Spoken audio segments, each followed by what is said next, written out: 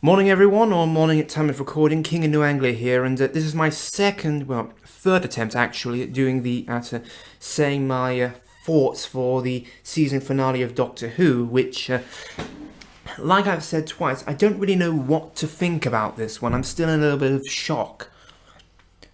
Partly because this is actually the first season finale of the Peter Capaldi era that didn't squander what the first one set up.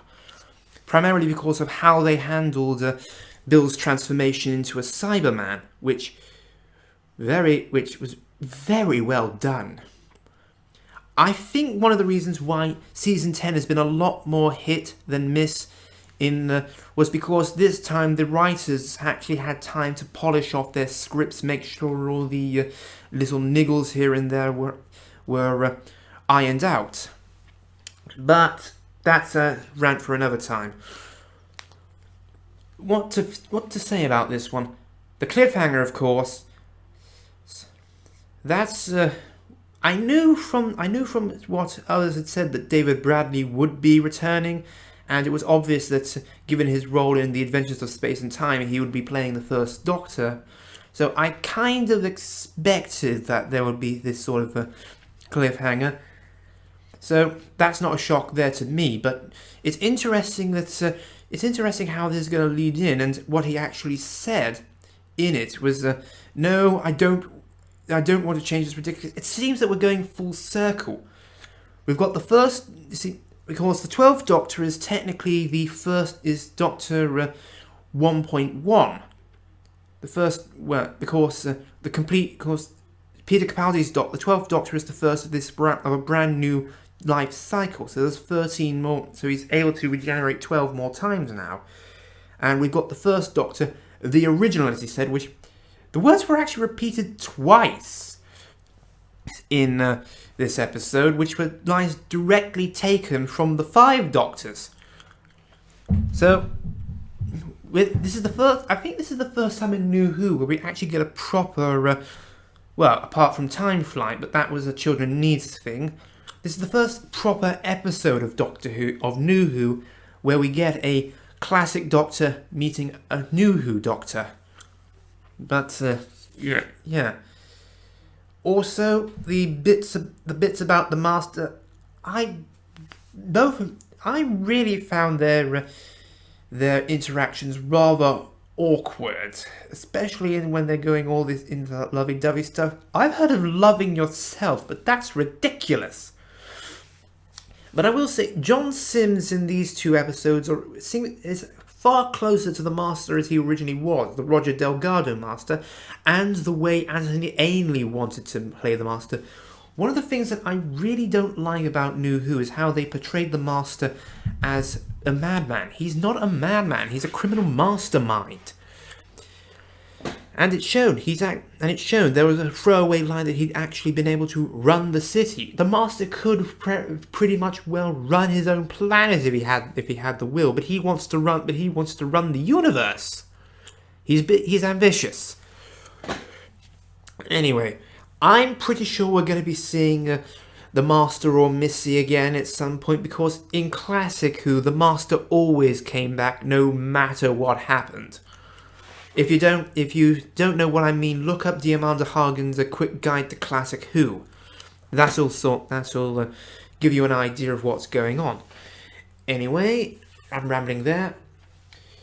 I'm still scratching my head about what happened about Bill, because I can understand what happened, because I'd forgotten about the bit at the end of Pilot, because I have to say, well played, Moffat, well played.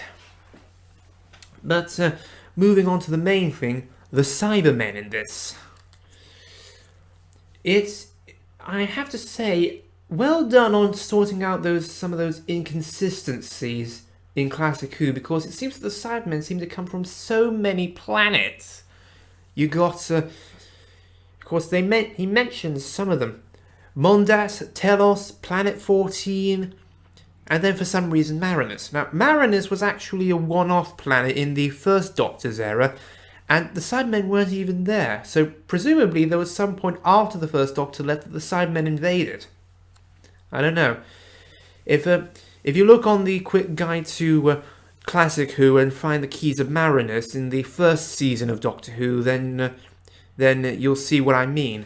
But anyway, I will say, last week's episode, that I think will go down in the annals of New Who as one of its best, if not its best. I mean, Heaven Sent was considered by most New Who fans to be the best until this one came out, I'm sure. Because this, and I also think this is the first time in New Who where we actually got a good Cyberman story last week, because it goes back to the basics of the Cybermen, the body horror, losing humanity for survival. That was the fear Kit Pedler had when he created the Cybermen, and that's what the Cybermen should embody. They went, for some reason, they went from survivors to conquerors. Conquerors are the Daleks. The Cybermen are survivors. That's their fear. How far can we go? How far is too far in the fight for survival? That's the fear of the Cybermen. And yet, it turned the Cybermen into body horror. That is what the Cybermen should be. That's one of the reasons why I like the classic Cybermen, because classic Cybermen over the new Cybermen, because they have they don't look all metal. They don't look like cheap Iron Man suits, as the Last Angry Geek once said. They look like there's organic material in there. Which is, the modern day Cybermen, though silly they look, they actually make a whole lot of sense when you think about it. It's medical gauze over the face, and the systems as established last time, are basically life support machines grafted onto the body. That was very clever. Now, so also I like I don't know what to think about the idea that the Cybermen have originated from multiple planets simply because of basically convergent evolution. The same idea across the world, across the universe. Because I know what River Song said about the Doctor, but that was because of his actions. The Cybermen seem to be all over the place for seemingly random reasons. I don't know, but I'm rambling, and we're just going to have to see about how the Peter Capaldi era ends in the Christmas special, which we got the cliffhanger for it, basically advertisement for it, in July.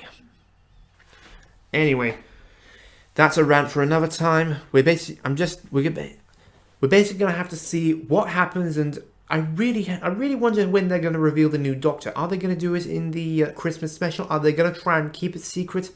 Or are they going to do what they did last time and have this big unveiling special?